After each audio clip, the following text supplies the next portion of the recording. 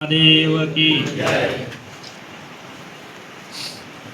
पूज्य बापूश्री અહીં વધારેલા આપણા વાવતરા જિલ્લાના મહામંત્રી ઉમેદદાનજી ગઢવી, સુઈગામ તાલુકા પંચાયત પ્રમુખ જગદીશભાઈ પટેલ, એપીએમસી ચેરમેન મહાદેવભાઈ ચૌધરી, ભૂપતસિંહ જાડેજા, બાવબા પૂર્વ તાલુકા પંચાયત પ્રમુખ સત્તનભાઈ ગરાવડી, પૂર્વ તાલુકા પંચાયત પ્રમુખ જોધાભાઈ મહામંત્રી ધનજીભાઈ ઠાકોર મોરવાડા, ગંગારામભાઈ પટેલ સરપંચ શ્રી જામાભાઈ, તાલુકા પંચાયત સદસ્ય વેલાભાઈ દેસાઈ, સુરસંગસિંહ ઠાકોર અને તમામે તમામ અહીં પધારેલ તમામ શિવ ભક્તો તમામને મારા વંદન। બધાએ માગણી એક જ કરી છે રોડની, અને રોડ આપણે મૂકી દીધો છે સીએમ સાહેબ પાસે। જોબ નંબર ના પાડશે, જોબ નંબર સીએમ સાહેબ ને આપવાનો, મારે નથી આપવાનો, હું તમને આપી દીધો। માગણી મારાથી જે ફરજ થાય એ મેં પૂર્ણ કરી છે। જે આપણે માગવાના હોય રસ્તા, એ રસ્તા મારા લેટર પેડ ઉપર લખી અને સીએમ સાહેબને આપી દીધા, અને આખા ગુજરાતની અંદર એક પણ જોબ નંબર હજુ સુધી આપ્યો નથી।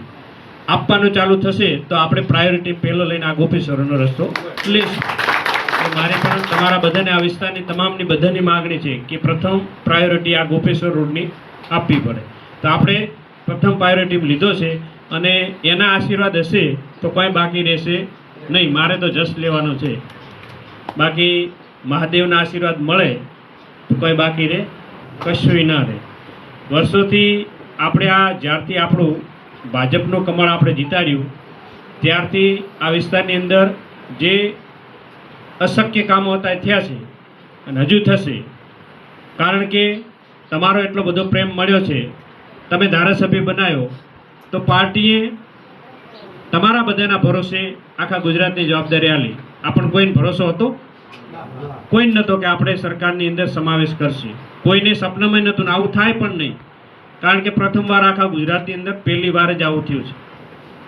એટલે આ પણ રોડ, મને પણ વિશ્વાસ છે કે આ રોડ પ્રથમ થઈ જશે। એટલે મારા દાદાના આશીર્વાદ છે, એ આશીર્વાદ થકી રોડનું કામ પણ થઈ જશે। બીજા પણ અનેક અહીં કામ, હમણાં જ વાત કરી કે અહીં 20 કિલોમીટર લાંબુ છે સરોવર, આખું 20 કિલોમીટર આ મને હવે જ જાણવા મળ્યું। પણ આના ડેવલપમેન્ટ માટે પણ આપણે પ્રયત્ન કરશું, કારણ કે આવું સરોવર અને મીઠું પાણી હોય તો આપણી ફરજ થાય। મીઠું જ પાણી છે ને, સારું થઈ જાય તો તકલીફ છે, બાકી મીઠું પાણી રહેતું હોય તો એનું ડેવલપમેન્ટ કરવાની આપણી ફરજ છે। તો એમ જ બધાનું ધ્યાન હશે, પણ પાણી ખારું થઈ જશે એટલે ડેવલપમેન્ટ નથી થયું, પણ કદાચ મીઠું પાણી હોત તો આપણે ડેવલપમેન્ટ એનું કરો, કારણ કે ખારા પાણી ડેવલપમેન્ટ કરવાનો કોઈ મતલબ નથી। પણ જ્યાં જ્યાં સુવિધાઓ ઊભી કરવાની થાય એ તમારી સાથે જ છું, હર હંમેશા સાથે રહી અને જે પણ જરૂરિયાતો હોય, જરૂર હોય એ કહેજો, એ આપણે કરશું।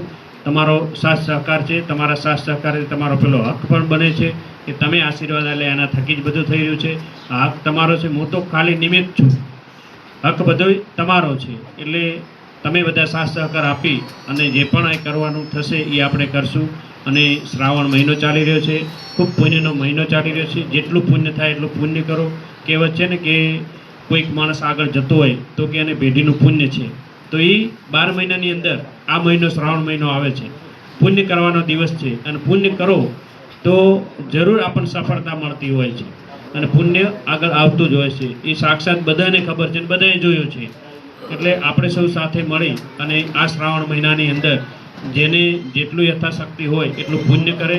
અને આજે સોમવાર છે, દાદાનો વાર છે, દાદાના વારના દિવસે મેં પણ આ વિસ્તારની અંદર તમામ લોકોની સુખાકારી માટે આજે 5 પૌરાણિક જે આપણા સ્વયંભૂ શિવ પ્રગટ હોય, અથવા તો આપણા જે પાંડવો જે આપણા આ બાજુ આવ્યા અને એમને પણ પૂજા કરી હોય એવા પૌરાણિક શિવના આજે દર્શન કર્યા છે। મને પણ ખૂબ મોટો સેવા કરવાનો લાભ મળ્યો છે, અને આપના પણ દર્શન કરવાનો લાભ મળ્યો, એટલે હું મારી જાતને ખૂબ ધન્યતા અનુભવું છું।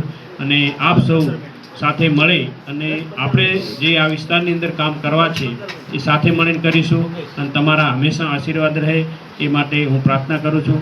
બસ એટલું જ કહી અને મારી વાત વિરામ આપું છું. અને છેલ્લે વારંવાર આપણો રસ્તાની માગણી હોય છે. રસ્તાનો લેટર પેડ મેં સીએમ સાહેબને આપી દીધું છે અને જ્યારે જોબ નંબર આપવાનું થશે ત્યારે આપણે પ્રથમ પ્રાયોરિટીમાં લઈ અને આ રસ્તાનું કરાવશું. અસ્તુ. ભારત માતા કી જય. જય ગોરખનાથ.